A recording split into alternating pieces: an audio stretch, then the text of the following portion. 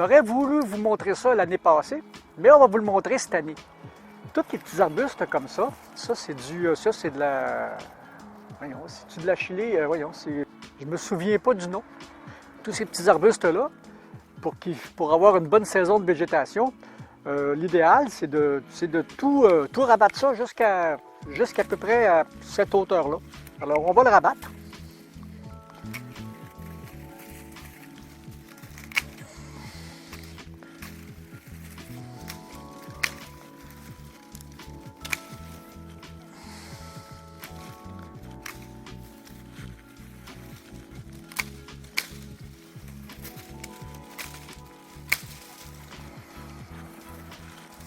Vous voyez, c'est quand même pas très compliqué. Puis, il vient quand même de plus en plus gros à chaque année.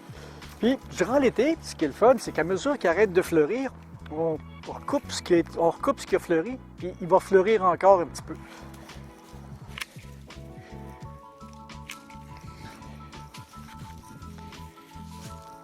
Et voilà, c'est vraiment pas plus long que ça. Maintenant, on va aller s'occuper d'un hydrangea arbustif que j'ai aussi. Ça, c'est un petit peu plus délicat, mais c'est pas tellement plus compliqué. On va s'occuper de ça. Alors, on s'en va vers mon hydrangea.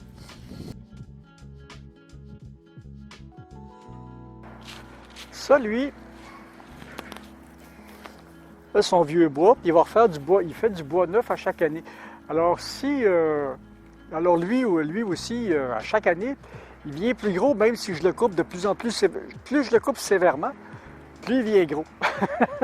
Il n'a pas vraiment commencé à bourgeonner encore, mais on est capable de travailler comme ça pareil. Il faut regarder qu'il reste des bourgeons.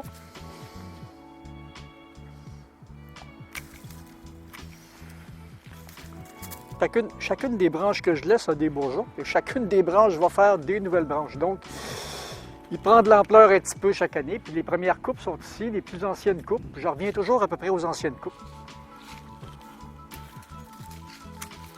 Puis normalement, je devrais attendre que les bourgeons sortent, mais je commence à le connaître un petit peu, alors on fait ça de bonne heure en saison.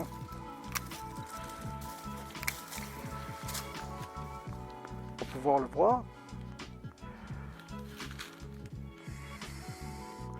Donc toujours se rappeler, il y a un joint avec des bourgeons ici, puis c'est ce qu'on veut laisser sur chacune des coupes qu'on fait. Et il va repartir sa végétation à partir de ces bourgeons-là.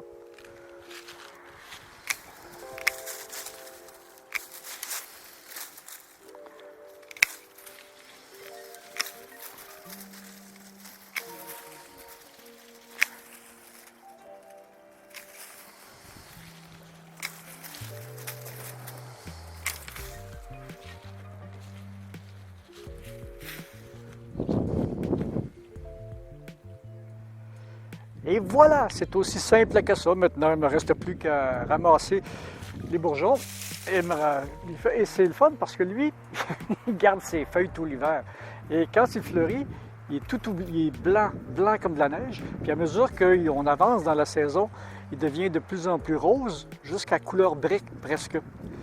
Et puis, quand j'enlève les pousses le printemps, il y a encore des feuilles. Voilà, c'était ça la coupe des arbustes pour aujourd'hui. Et c'était ça la coupe des arbustes pour aujourd'hui, la spirée japonaise qu'on peut raser presque à 30 cm de terre ou 20 cm de terre. Plus je la coupe, plus je la rase, plus elle est belle. Et ça, c'est pareil aussi. Je la coupe assez... Je l'avais déjà rasée plus sévèrement que ça, puis elle a été extrêmement belle tout l'été. Alors, un petit cours de taillage d'arbustes. Si vous avez aimé ça, donnez-moi un petit pouce qui fait plaisir, abonnez-vous à la chaîne, partagez, puis on va vous montrer d'autres choses dans une autre vidéo. Il y a beaucoup de choses que je fais. Salut!